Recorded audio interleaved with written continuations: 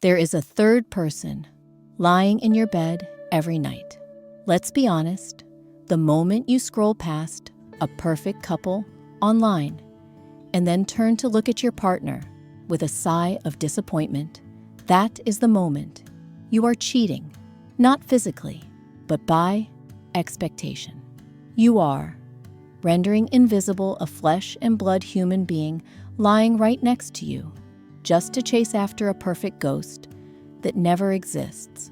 Before you lose everything to that illusion, we need to talk. I do not say this to accuse you. I say this to awaken you, because this affair does not stem from a fickle heart, but stems from a visual deception, one that our brains have not yet evolved to guard against. Look closely at that third person on the screen. What do you see? A romantic candlelight dinner? A giant bouquet for an anniversary? Flawless smiles? That is the core of the problem. You do not love a human being. You are loving moments. We are living in an era where everyone appoints themselves as the director of the movie of their life. What you see on social media is not a diary.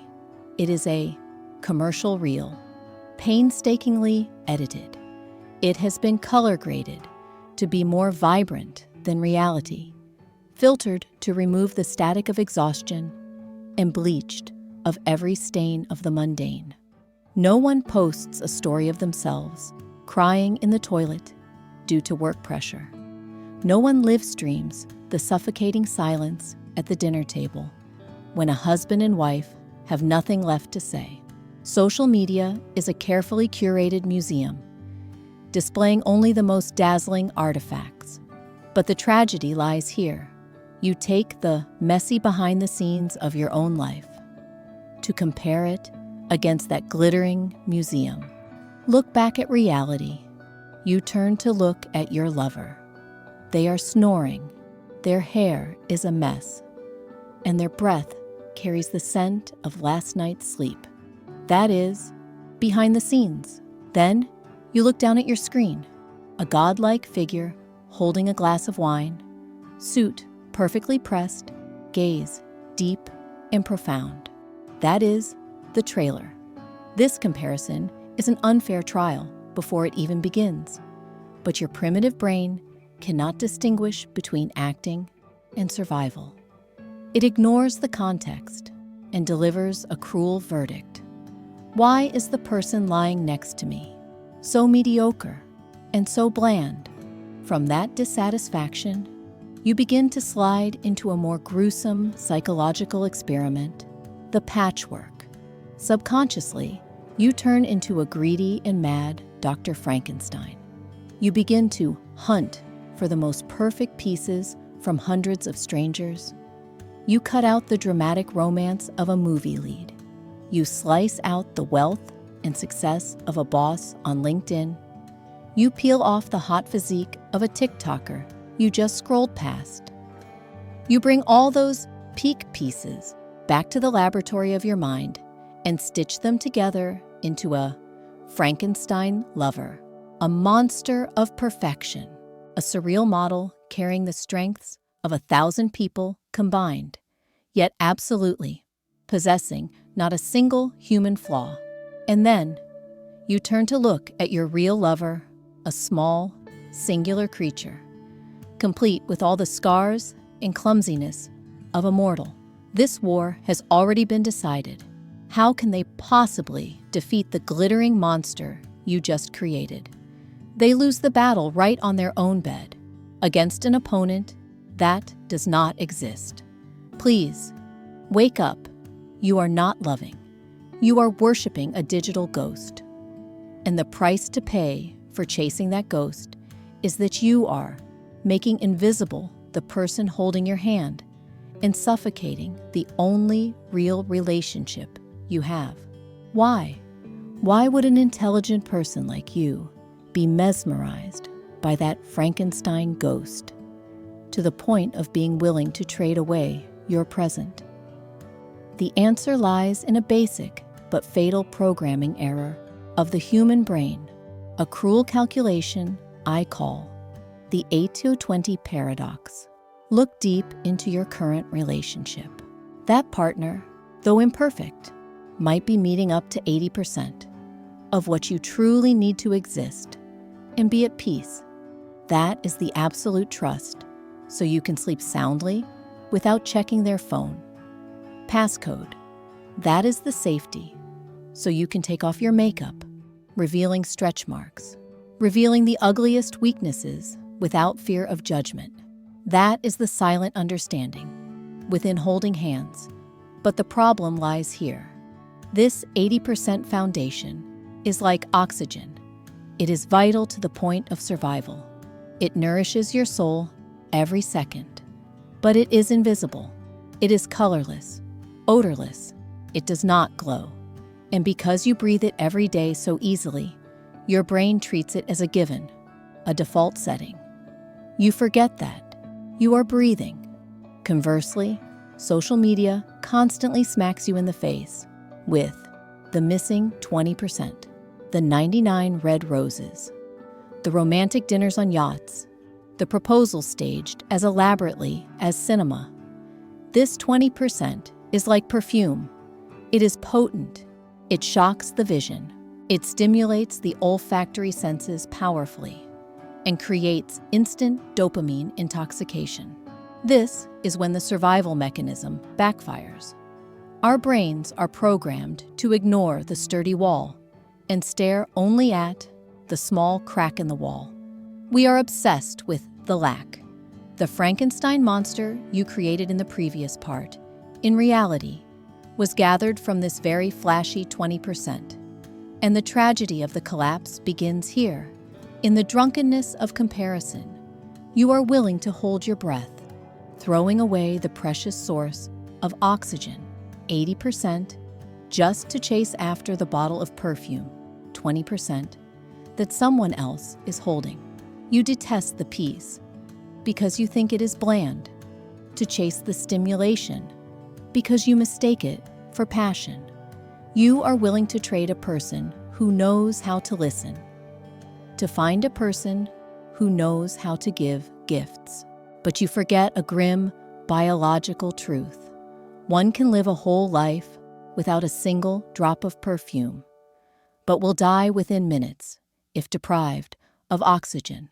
Do not wait until you are suffocating in glamorous loneliness to realize the value of the ordinary atmosphere that you just drove away with your own hands. When you get used to trading oxygen for perfume, your mind slides into a state far more dangerous: commitment paralysis. Technology has created the greatest optical illusion of the 21st century, the illusion of infinite choice. The phone in your hand becomes a long, dark corridor with billions of doors. It constantly whispers into your ear a poisonous curse. Do not endure. Do not fix. Why resolve this conflict when the grass is much greener out there? Just one swipe, one click, and you will have someone better, more understanding, more perfect. That very whisper has turned us into people who apply consumer mindset onto human beings. We are living in a disposable culture.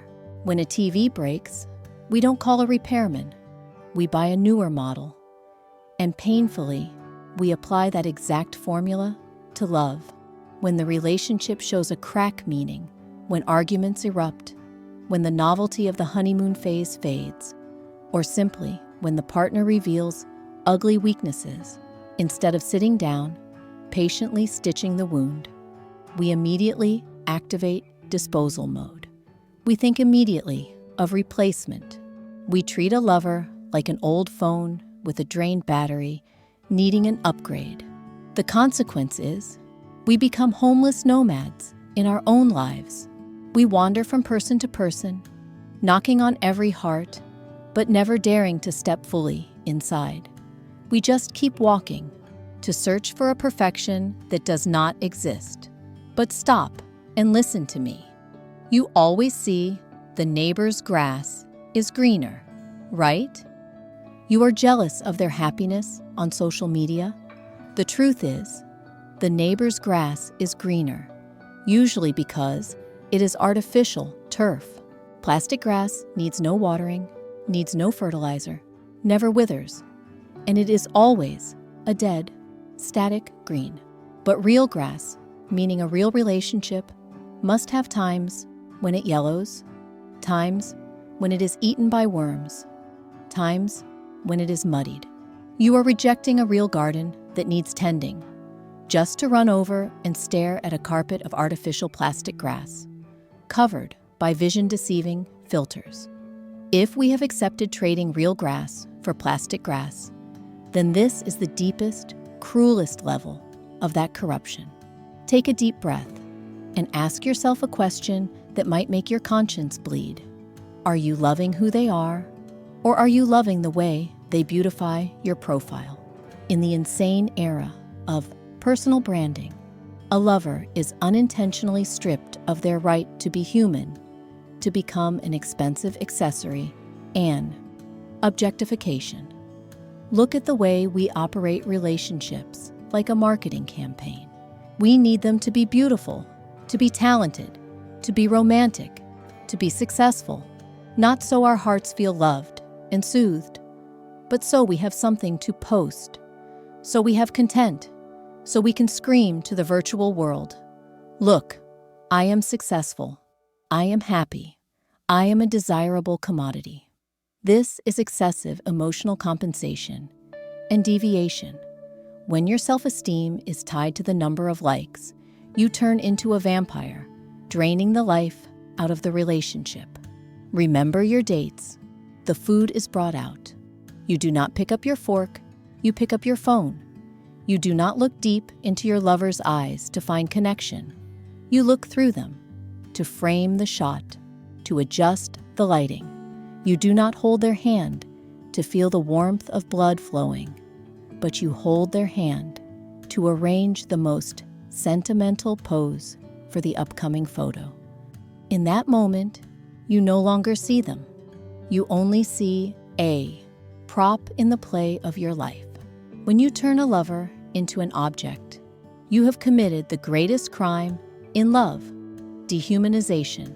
You turn a living, breathing human into a golden statue. And remember this well, a golden statue may make you proud under the stage lights, making the world gaze in envy.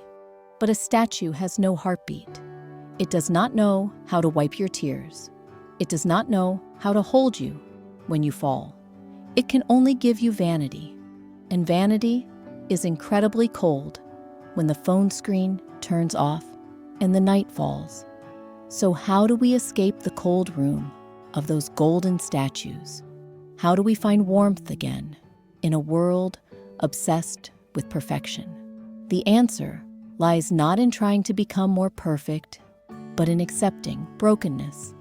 Let me take you to an ancient Japanese philosophy, the only antidote for this era, Wabi-Sabi, the beauty of things that are incomplete, impermanent, and imperfect.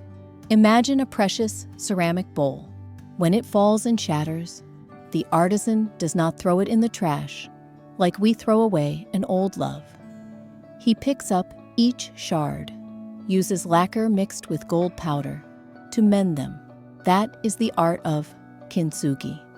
Those golden cracks are not mistakes to be hidden. They are history. They are eloquent proof that this bowl was once shattered, but it refused to be destroyed. And now it is more beautiful, more resilient than its original, intact self. True love is the same. Do not look for a flawless crystal block. It is very beautiful, but it is slippery and fragile. Look for a love that is Kintsugi. That is when you see the other person with messy hair every morning, hear their snoring echoing through the house, endure their quirky habits and even their mistakes, yet your heart still feels tenderness.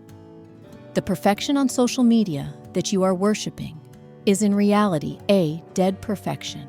It is like a plastic flower, forever fresh, forever vibrant, but it has no scent, attracts no bees or butterflies, and never reproduces. But the imperfection of the person beside you is life. The cracks, the arguments, the mundane sloppiness. Do not fear them. Those are the very crevices for the light of understanding to seep in. That is naked intimacy, where two souls touch without needing a single layer of filter to cover them. But to accept this beauty, you need to perform a major surgery on your mind immediately. Let's start with the first injection. Detox from comparison. Open your phone and perform a ruthless detox. Any account, whether a celebrity or an old friend, that makes you feel your life is a failure, makes you look at your lover with bored eyes, escort them out of your sight. Do not feel guilty. That is not petty jealousy. That is mental hygiene. You cannot heal a wound if you constantly let bacteria enter. And more importantly, learn to distinguish between the movie set and the scene of life. When you see a blissfully happy couple online, remind yourself that is a rehearsed moment. That is take number 100, and I am living in a live session. In a live recording, there will be times the voice cracks, times the beat is missed. That is normal. That is human. Do not take someone else's Hollywood script and impose it on the stage of your daily life. And remember this well. Do not confuse boredom with peace. When your heart no longer races with fear, when there are no longer dramatic ups and downs, you will feel bored.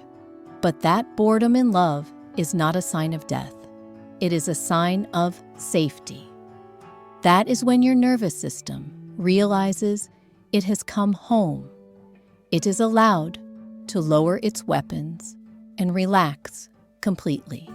Cherish that boredom, because only when the storm comes will you understand the price of a peaceful harbor where old boats, but durable ones, are anchored. Finally, before the screen goes dark and returns you to the shadows of your room, I want you to etch this into your bones. Do not continue the hopeless hunt for a perfect person to love. Instead, find an imperfect person and have the courage to love them in the most complete way. Remember, social media is a fake emotional bank. It can lend you thousands of likes, millions of praises from strangers, but that currency is completely worthless when a real storm hits your life. Thousands of followers will not be there to hand you a pill and a glass of water when you have a high fever in the middle of the night. Those glittering hearts on the screen will not turn into a warm towel to wipe away tears when your world shatters. Only the imperfect person sitting next to you right now, the person whom you sometimes find annoying, sloppy, inferior to the models online, that very person, and only that person, is the one who performs those sacred acts for you. Therefore, the moment this video ends, I beg you, turn your phone face down. Turn around and look deep into that person's eyes. Do not look through them. Look into them. Do not drop a real happiness made of flesh and blood just to chase after glittering ghosts made of pixels. Because after all the fleeting glamour, we do not need a love to perform for the world to see. We need a love to lean on when our legs are tired. If you feel this video has touched a deep layer within your consciousness, and you want to continue the journey of decoding the mysteries of psychology, healing invisible wounds, and reconstructing your inner world, hit the subscribe button right now. Do not forget to leave a comment sharing your story, be it the messy, behind the scenes, or the unhealed cracks. Here, we cherish truth more than perfection. I am Noor, the companion to your soul. See you in the next deep dialogue.